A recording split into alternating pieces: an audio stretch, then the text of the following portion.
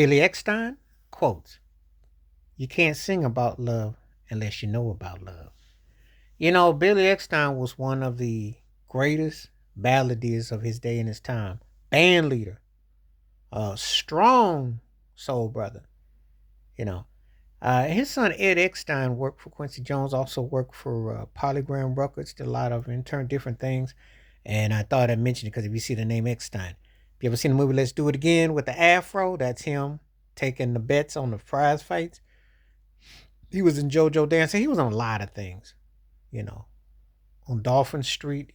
He had a lot of torch songs. He was for the people who were into the to black singers stylist at the time, he was the alternative to Sinatra and them. He was that dude. But he was a power singer who had a strong tone, a muscular tone, if you will. Yeah, he was what you call a singer. And if you have relatives of a certain age, you heard them say about Billy Eckstine. You hear people talk about Mr. B. He was that dude. And he was very direct. But yes, his quote is, "You can't sing about love unless you know." It's true because you have to feel it. You know, when people ask you what kind of music, how does soul make you feel, how does funk make you feel, how does this make you feel? Hey, look, if you got to explain it, then you ain't felt it because it's one of them things. It's just like drinking water. You know you need it. You don't even think about why. You just do. And when it comes to love, it's the same thing. So Billy Eckstine was a straight shooter. And this quote is very reflective because I think a lot of times artists, people get lost on this translation about, yeah, express yourself, express your feelings, express where you come from, express what you do, express the whole nine. So I applaud where he was coming from. I so got what he meant by that because it is true.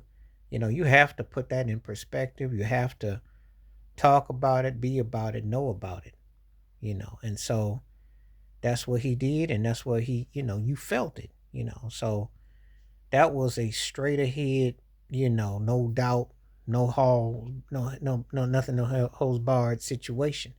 Um, you long for artists to be honest about things. You long for people to tell the truth about things. You long for them to reflect about things. You long for them to show compassion, balance, you know, the whole nine.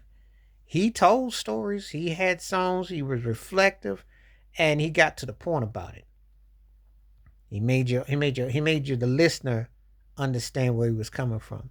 And that's all you can ever ask for, you know. So um he definitely had a distinctiveness about him. He was respected by a lot of people.